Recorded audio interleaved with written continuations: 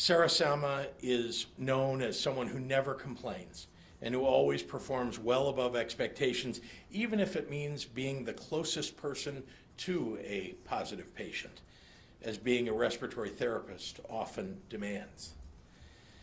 They're often the first ones to be called by nurses when a patient is having trouble breathing. They know more about oxygen and breathing support and ventilators than most others in the hospital. They work complex machines, use suction to remove obstructive secretions from an airway, take patients off of ventilators, and in many hospitals they even position the breathing tube in the first place. That means that respiratory therapists like Sarah Sama are probably doing more than most and going into more COVID-19 patient rooms than just about anybody else. Or people like Eric Tritch, Vice President for Supply Chain and Logistics at University of Chicago Medicine. Eric has been working around the clock really since January, when the hospital first stood up its hospital incident command system to ensure the supply of personal protective equipment. Eric spearheaded numerous initiatives to ensure that staff had access to protective equipment, including UV re-sterilization of N95 masks, stocking strategies to reduce unnecessary burn rates of critical items, and sourcing strategies to ensure distribution of critical inventory. His efforts, and that of his team, prevented exposures of hospital personnel and protected the health and the safety of all individuals across their entire health system. And Terry McCrary, infection preventionist at OSF Healthcare's St. Mary's Medical Center in Galesburg. Terry educates others on how to best prevent the spread of COVID-19 within the facility. And she and her husband donated over 500 Heartseeker t-shirts to nurses to lift up their spirits when COVID-19 first appeared in March of this year. Terry, Eric, Sarah Sama, Patty, and Pam, all of them didn't ring in the new year on January 1st, 2020, thinking that they would spend it working double shifts, multiple days a week, in the middle of the worst health crisis in over a century. They too have families they worry about. They too are exhausted. They too wish that they could take off their mask as they leave the hospital, go out to eat with family and friends in a room full of strangers, or just hug their relatives without worry. Our public health mitigations are meant to keep our hospitals and our hospital personnel from being overrun by COVID-19 patients.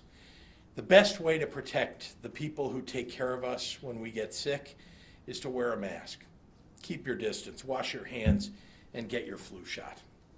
It's our individual responsibility to get ourselves through this without getting the virus, so Terry and Eric and Sarah Sama and Patty and Pam can get through this too. So thank you, and with that I'd like to turn it over to Dr. Ngozi Ezike.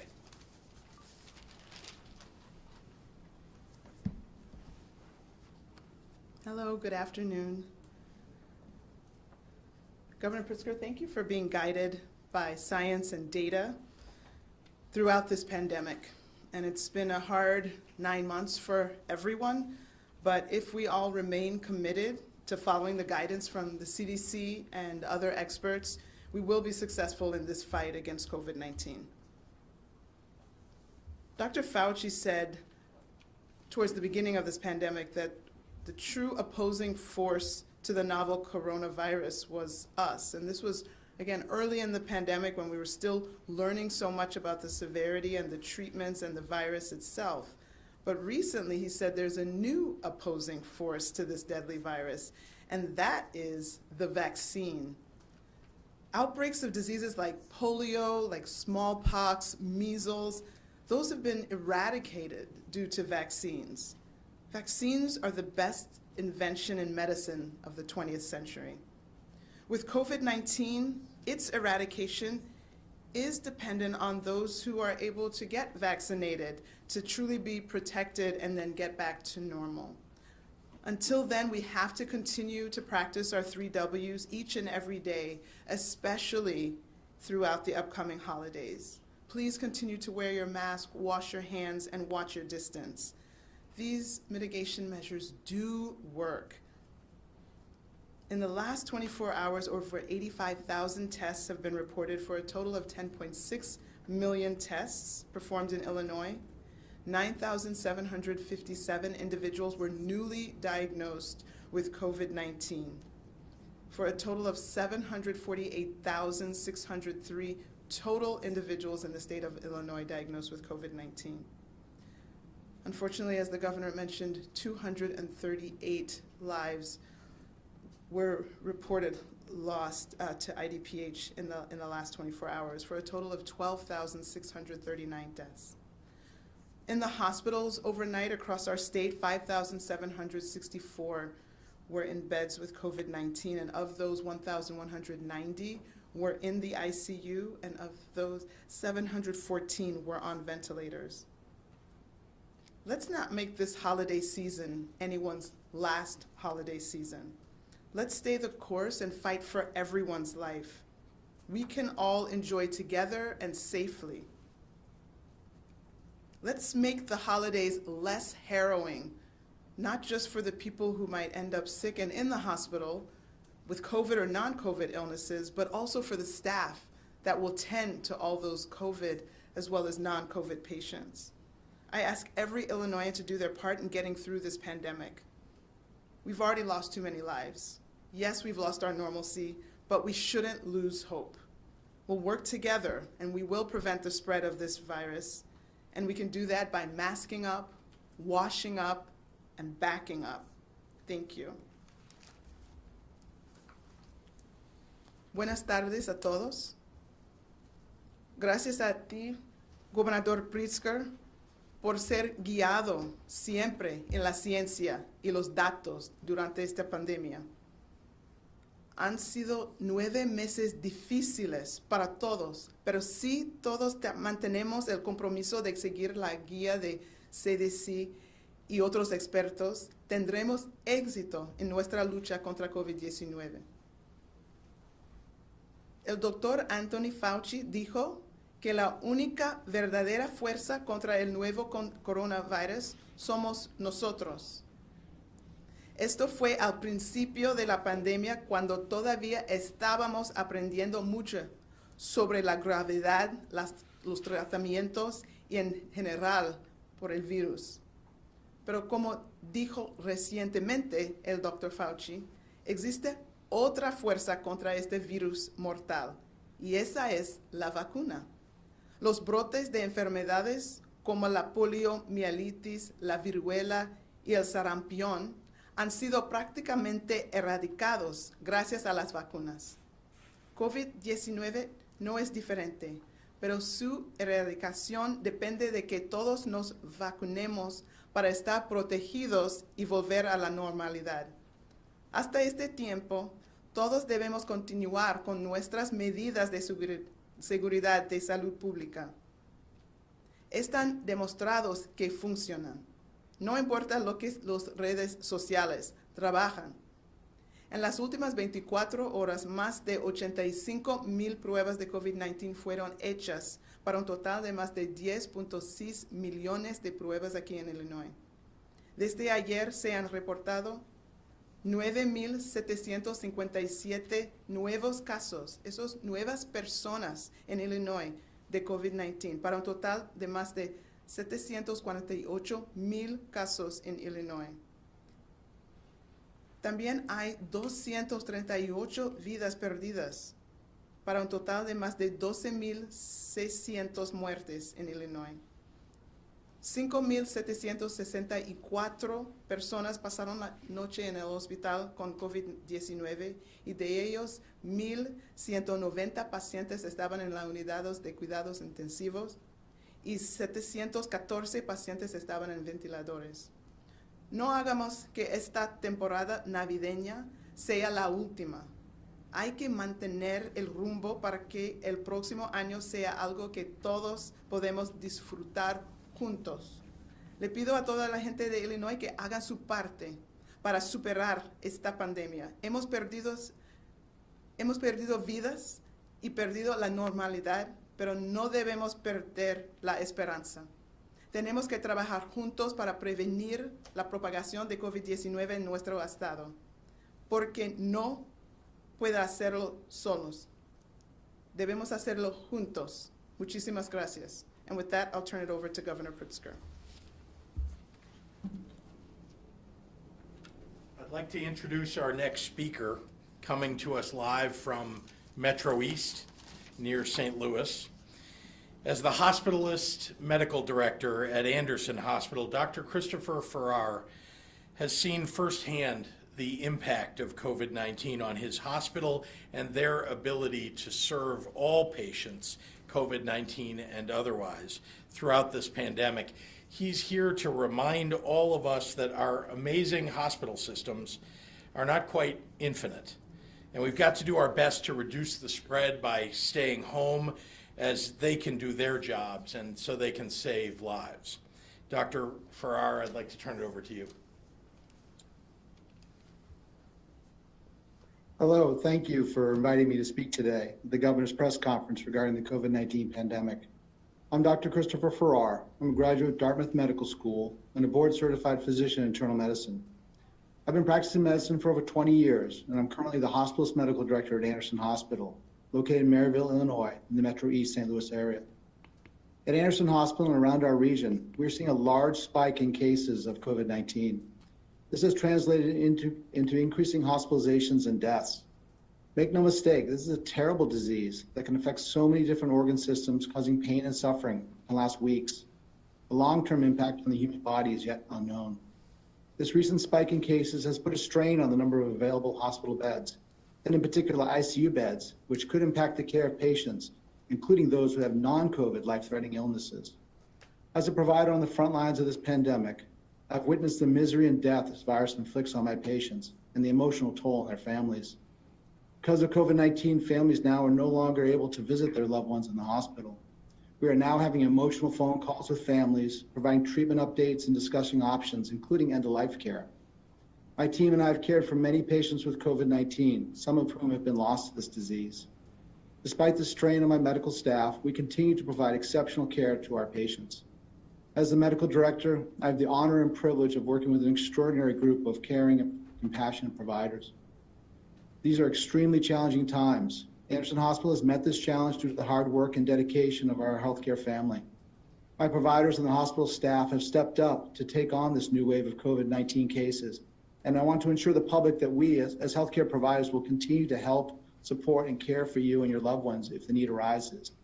I would like to emphasize, please do all you can to prevent this need from arising. I would ask the public, please use the recommended public health measures of mask wearing, hand washing, and social distancing to ensure that you and your family stay safe and healthy, which in turn reduces strain on the medical community. I'd like to thank the governor and his staff for their leadership during this unprecedented global crisis.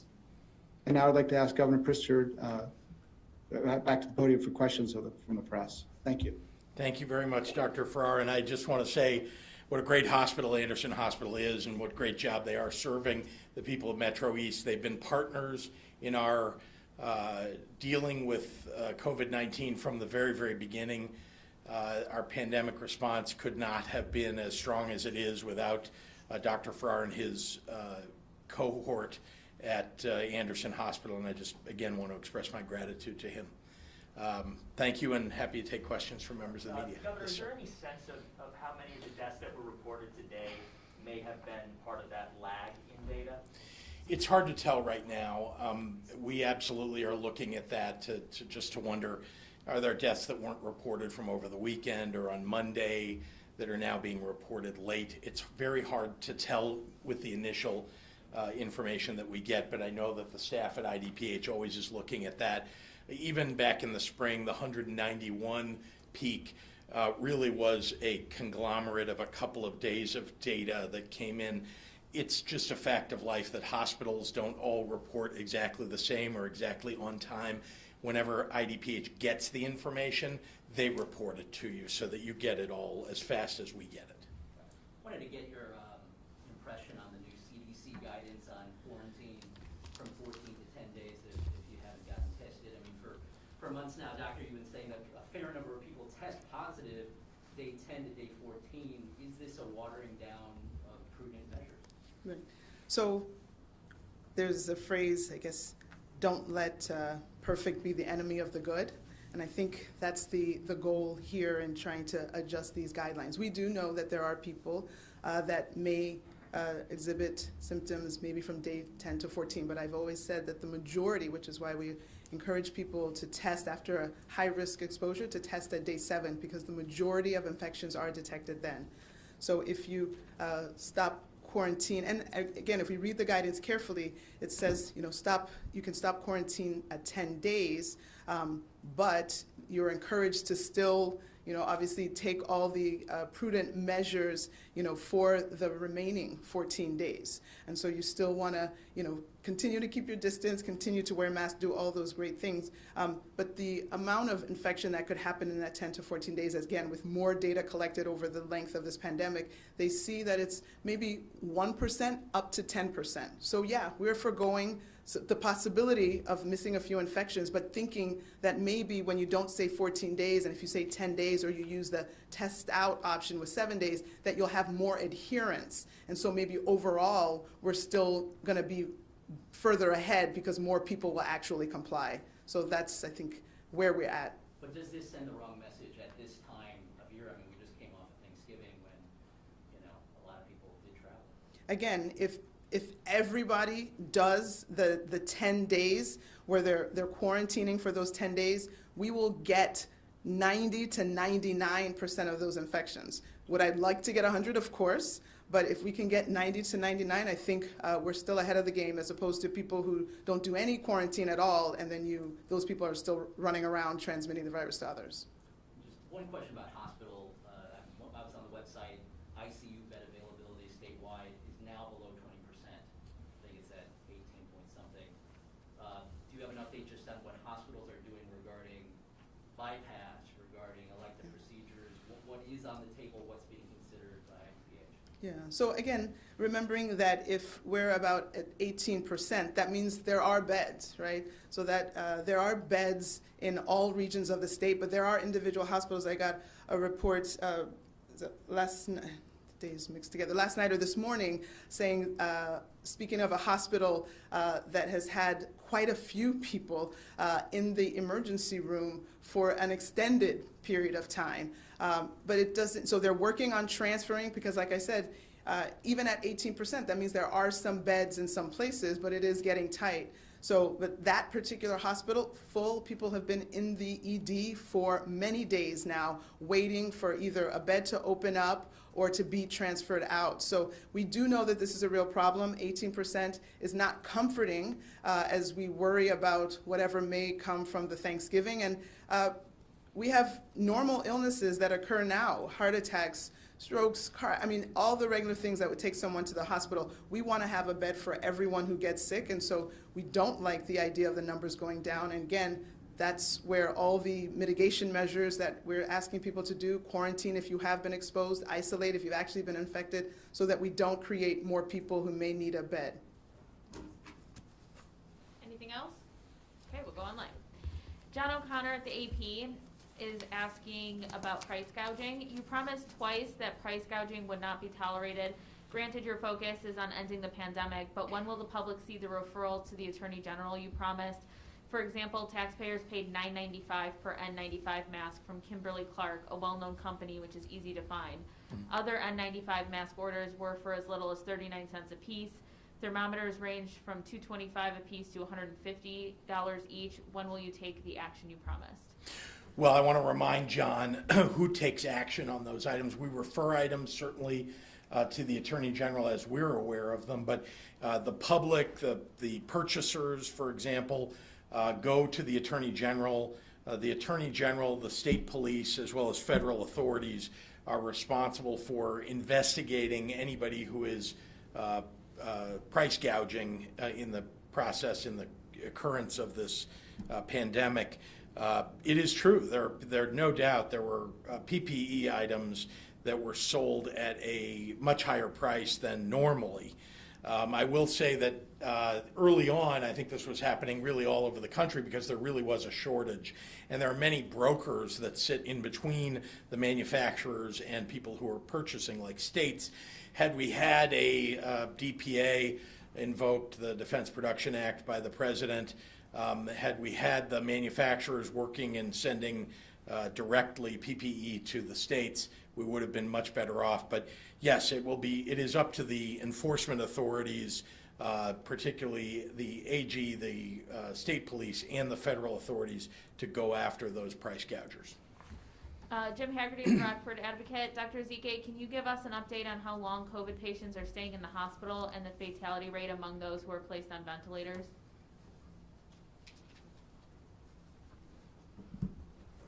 I can speak to the hospital length of stays. I've looked at that very recently. And I wanted to look at it because there is good news. We do know that you have a much better chance of surviving COVID-19 in the hospital now as opposed to wave 1. And so I looked at the difference between wave 1 and wave 2. And so the average length of stay was about 9 days, 9 to 11 days in wave 1, and it's about 7 to 9 for wave 2. So we've cut some time off. Again, you know that some stays are multiple weeks, even months, but the average has dropped. Of course, we've seen, I also saw that in the long-term care population, those were longer hospitalizations, but they also shrunk by a day or two between wave 1 and wave 2. And again, I credit that to, a lot of the learning that was done from wave 1. We have a lot of therapeutics or plans that we know. We know about proning. We know about using steroids to help curb the cytokine, the hyperinflammatory response. We know that remdesivir, we think, decreases hospital stay, and now we have another tool in our armamentarium with the monoclonal antibodies, both the Regeneron product and the Eli Lilly product. That actually is not used in the hospital, but if it's used early in infection, can actually decrease the chances of people even going into the hospital or having severe illness. So I am so proud of our medical professionals and how they've come along and learned from their experience and are sharing that experience with others. But the idea, again, is always prevention, and let's avoid getting the infection in the first place, and again, doing that with the masking and distancing and avoiding places that you could be exposed by mixing households. Thank you. Jake Griffin at the Daily Herald. Leaders of congregate care facilities are urging governors to place residents and staff at the head of the line over hospital workers for vaccines since they have been hardest hit by the virus. Why not follow this recommendation given the limited doses? Well, actually, the recommendation from ACIP, which came yesterday, is to include in the same category the congregate care, long-term care facility residents and the workers there with healthcare workers in hospitals. So they'll get it simultaneously as the doses come in. And I'm pleased to say that in contrast to something that I said yesterday, we will not need to divide the number of doses that we receive in two, holding back half of them to give as the second dose for each person, because everybody who's getting the early vaccines that are available is getting 2 doses. You get 1 dose, and then 21 to 28 days later, you get a second dose. We don't have to hold back because of the speed at which we'll be receiving vaccines, and we're being told this, of course, by CDC and FDA, that we can, for example, with the 109,000 we hope to get from Pfizer between December 13th and 19th, we'll be able to put those into people's arms, 109,000 people, and then they'll be able to get the second dose of Pfizer 21 to 28 days later, those 109,000. So we will be able to serve more of the healthcare and long-term care facility people and do it at the same time. This question is for Dr. Ezike from Ben Bradley at WGN. New IDPH provisional data show there have been more than 26,000 excess deaths through November 30th, but only half that number have been classified as COVID deaths. Why such a huge and increasing disparity? Thank you, Ben. The numbers I have for excess deaths, I don't have numbers that high. I think from the beginning of the year, I have the excess death total at about 13 to 17,000. So 26 is a little bit higher. I'm not sure where the source for his stats. So, and I think we've talked about this before. We have deaths that we can attribute to COVID, and then we have these excess deaths. And so these excess deaths, what are they? They could be, oh, maybe he's combining the COVID deaths with what I'm calling the excess deaths to get the 26. So yeah, we're on the same page. So this balance, the 13 to 17 additional thousand deaths, what are those? Maybe early on in the pandemics, those were COVID deaths that were not recognized because we didn't have as much testing. Maybe those were deaths of people who, delayed care because of the fear around COVID. There are a lot of things that have to be sorted out, but we do know that we have had a lot of excess death. Can't all be explained by COVID. And again, this pandemic has caused all of this, and it is a tragedy. Beyond the almost 13,000 lives lost to COVID, there have been so many additional lives that have been lost as a result of COVID as well. And so again, it's in all of our interest to move forward and do all the things we need to do to move forward, because we don't want to keep expending lives at the cost of, our families.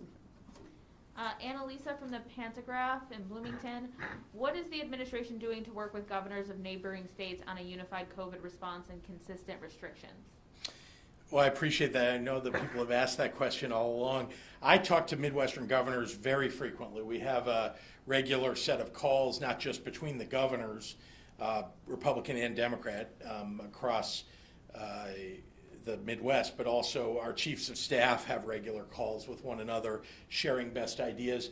I would venture to say that Dr. Ezike talks to perhaps the most number of states of all, and their health leaders to get best ideas. But that's really what we're doing. We're sharing our best practices and best ideas, and those do come out in the policies that we're issuing. Each state is a little bit different. So, it's obviously each governor is making a slightly different decision. But I will say that there is a commonality of the challenges and somewhat a commonality of what it will take to deal with those challenges, even though certainly from one state to another you see a lot of differences. Remember, in Wisconsin, for example, the governor of Wisconsin has had all of his ability to impose mitigations taken away by the Republican legislature and the Republican Supreme Court there. So that obviously causes more challenges for him than it does for us here in Illinois or even in Michigan. Although they too have had the Republican legislature and the Supreme Court take away some of their ability to impose mitigations. Dave Dahl, WTAX. Governor, you are the leader of the state and allowed to have an opinion on this. Should the legislature in 2020 be able to meet virtually? Why or why not? I'm allowed to have an opinion. I appreciate that. I didn't realize there was any restriction on that.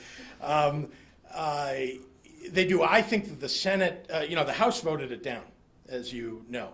The Senate put it in its rules to allow them to have virtual hearings. And we have appeared, in fact, in some of those virtual hearings, for example, just to answer questions for senators as that we normally would in committee hearings. So, I think it's a good idea. I wish the legislature was doing more of it. And, and in some cases, obviously, the hearings and the legislators themselves can be a great deal of help gathering as they do virtually. But I know that that's a challenge that the House has chosen not to take up. Madison O'Brien, are all regions supposed to be following the Tier 3 mitigations right now? Some counties have taken their own approach and have not been enforcing all of the rules. Why is it important that every region is following the same rules? Because we have a widespread problem of community spread and infection across the entire state of Illinois. There are no boundaries for this virus. So you may think that you live in a county that is less susceptible somehow to the virus because you may have a lower number of cases or a lower number of deaths in your county or in your city. The reality is that the virus, as we saw early on in the pandemic, there were rural areas of Illinois that felt like they were immune because they just weren't seeing much of the virus. We were saying all along, this thing doesn't know any boundaries. It's coming to you. Be careful. Follow the mitigations. And of course, now we see that rural areas are even more likely to have high infection rates and high death rates than urban areas. Amy Jacobson, Governor, a number of Americans are leery of a COVID vaccine, and some are asking for lawmakers to get vaccinated first. Would you and Dr. Ezike be willing to do this? Sure, but I wouldn't want to jump ahead of somebody who may be more at risk than I am. But absolutely, I understand exactly the point that's being made. There are competing views. There are some people who want their communities to be moved to the front of the line, and some people from those same communities would say they don't want to take the virus at all, the vaccine at all, rather. And so, you know, we're listening to the medical ethicists, we're listening to the epidemiologists to make sure that we're providing the vaccine, making it available to everybody that wants to have it as fast as we humanly possibly can. And of course, messaging to people will be very important. I'm not a doctor. I didn't review the materials that the FDA is reviewing now. And won't be responsible for making the decisions that the FDA will make about the EUA for Pfizer, the EUA emergency use authorization for Moderna and others. But I do know that there are tens of thousands of patients who are in their trials. And so the results of those very widespread trials will be important to look at to determine whether or not these vaccines are safe. I feel somewhat confident that the quality of the people who serve on the panels at the FDA is such that they would make the right kind of decision for the American people. And here in Illinois, of course, we have a vaccine advisory team that will be reviewing that very same data right after it is released. The White House Coronavirus Task Force, I might add, had a meeting that that all the governors were part of just 2 days ago, and the head of the FDA, Hahn, said that all of the materials would be made available to all of us to review. So I do believe that it will be safe. We'll be able to review the data to confirm that, and I hope that people will therefore get the vaccine as they are able to see that it's safe. Hannah Meisel has a couple questions on LaSalle. I'll break them up so you can get both of them. When the DHS Inspector General's report on the LaSalle Veterans Home on the COVID outbreak is completed, will you commit to releasing it without redactions other than personal information for the home's residents? Of course. I mean, what I think is that I want full transparency. I mean, the whole idea here is let's figure out what went wrong so that we can not only hold people accountable, which I know is what everybody's talking about, but also because we want to make changes if there are changes that need to be made at our long-term care facilities across the state or specifically at our veterans' homes. So, you know, it's my job to make sure that we act upon those, and certainly I want to make sure that the public is aware. Additionally, Veterans Affairs Director Chapelivia said last week during a Senate hearing on the outbreak that she had not spoken to you personally. Have you spoken to her since, and what directives have you or Deputy Governor Sol Flores given her? I have spoken with her, and the most important thing that we've directed Director Chapelivia to do, which she already is doing, is to make sure she takes care of those veterans in every way that she can, and their families. We have veterans who not only have contracted COVID-19 and survived and are recovering, we have those who are still ill and in the hospital, and of course those who have passed away. And we want to make sure that she does everything to take care of them. At the same time, we want to make sure that every precaution is being taken. If there are any procedures that we are already aware of that were not being followed, we want those corrected, and we already know of one that was discovered by both the state Veterans Affairs Department as well as the federal Veterans Affairs Department, which did an inspection together weeks ago. which was in some dispensers, their hand sanitizer dispensers, thank you, that there was a hand sanitizer that wasn't as effective as the kind that's recommended for dealing with COVID-19. There were other hand sanitizer dispensers that are tabletop style that were exactly the right type. Obviously, the ones that are attached to the wall that didn't have the right type, all of those have been replaced, as I understand, at least the type of hand sanitizer has. That's one example of something that was discovered as a result of the work that Director Chapelavia is doing. Dan Petrella at the Tribune. Does Dr. Ezike have a current projection for how many total deaths we're likely to see by the end of the year based on the current trajectory?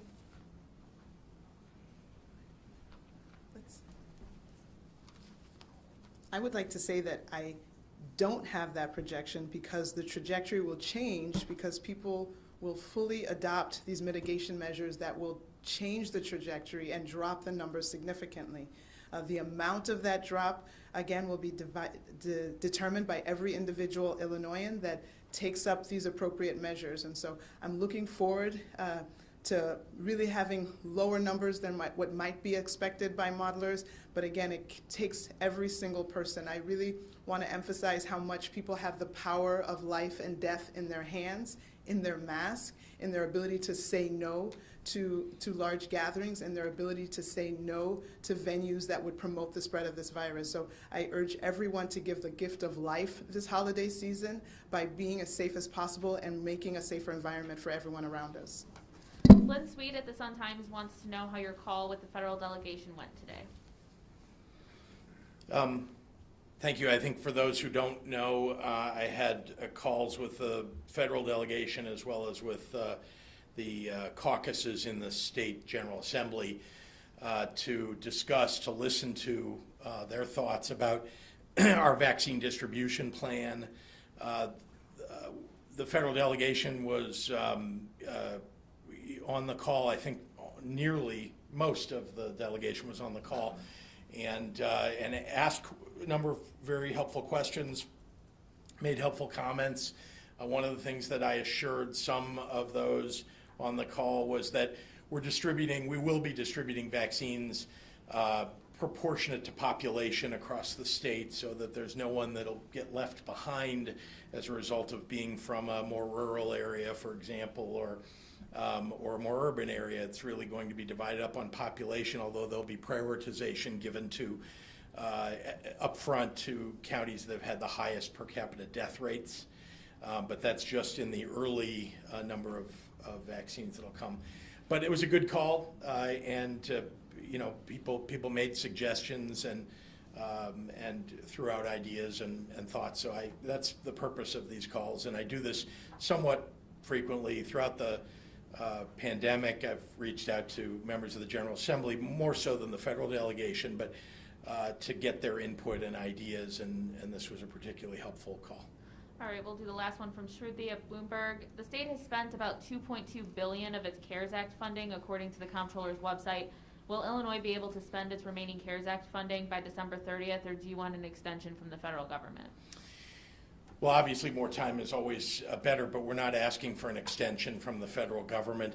And also, you should recognize when you look at those numbers that those don't include the dollars that are committed but unspent. And so, those are things that will happen between now and the end of the year. The reporting won't occur till after the end of the year. So you'll see all of those CARES Act dollars, or nearly all of those CARES Act dollars, committed and utilized. We have needed all of those dollars to do the kinds of things to mitigate the virus, to mitigate the economic damage, to help people who've been most ill affected by the pandemic. Jordan, Craig had a question. Yeah. If that's okay. Today, ComEd principals were in court pleading not guilty to corruption charges. Republicans have upped the ante now, demanding that Madigan not only resign as Speaker, but resign from the House, or if not, testify before the Special Investigative Committee. Do you agree with those calls? Well, I don't think anything's changed from the moment that they were charged to the moment they were arraigned, right? There's no new information that came out as a result of this arraignment that occurred. And you've heard what my response has been. I mean, the the charges that were leveled, the people who were arrested. This is something that's, look, I think you all understand. I really believe that public service is a high calling, and that the integrity of public servants is important for people to understand. And that means that when you serve in high office, you should be willing to answer questions from the members of your caucus, from the people of Illinois, from the reporters and so on, or you shouldn't be in office. I mean, I stand up here every day to talk about anything and everything that gets brought up. I think we've had more than 125 press conferences in the last 8 months or so. And I think that's the job of people who serve in very high office, including the job of the speaker. And so that's my response. I mean, at this point, it's been weeks since you said that he needs to go before the Yeah. media. So should he resign? Well, as I say, if he's not going to answer the questions, he should. And very importantly, I think that the members of his caucus will be making that decision very soon. So, I think the clock is ticking until the moment when a vote is taken on who the speaker will be. All right, thanks everyone.